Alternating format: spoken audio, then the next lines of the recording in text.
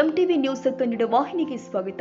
ಪ್ರಧಾನಿ ಮೋದಿ ಅವರು ಇಂದು ಪ್ರಯಾಗ್ರಾಜ್ಗೆ ಭೇಟಿ ಕೊಟ್ಟು ತ್ರಿವೇಣಿ ಸಂಗಮದಲ್ಲಿ ಪವಿತ್ರ ಸ್ನಾನ ಮಾಡಿದರು.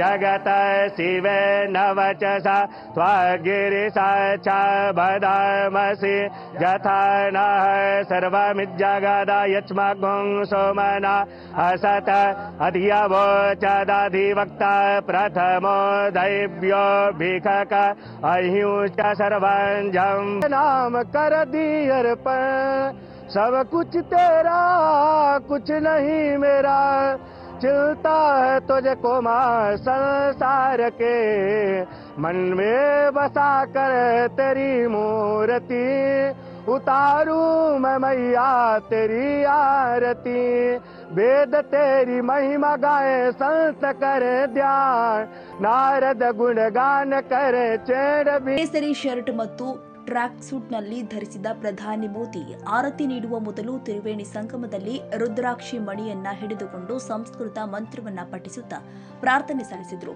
ಧಾರ್ಮಿಕ ಸ್ನಾನವನ್ನ ಮಾಡಿದ ನಂತರ ಪ್ರಧಾನಿ ಮೋದಿ ಅವರು ಹಲವಾರು ಆಕಾರಗಳ ಸಂತರ ಸಭೆಯನ್ನ ಉದ್ದೇಶಿಸಿ ರಾಷ್ಟ್ರ ನಿರ್ಮಾಣದ ಬಗ್ಗೆ ಮಾತನಾಡಿದರು.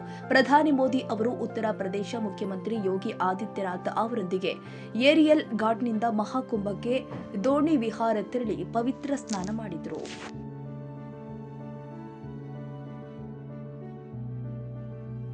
ತಾಜಾ ಸುದ್ದಿಗಾಗಿ ಎಂಟಿವಿ ನ್ಯೂಸ್ 24x7ಗೆ ಸಬ್ಸ್ಕ್ರೈಬ್ ಮಾಡಿ ಮತ್ತು ಬೆಲ್ ಐಕಾನ್ ಅನ್ನು ಒತ್ತಿ. ತಪ್ಪದೇ ಲಿಂಕ್ ಶೇರ್ ಮಾಡಿ.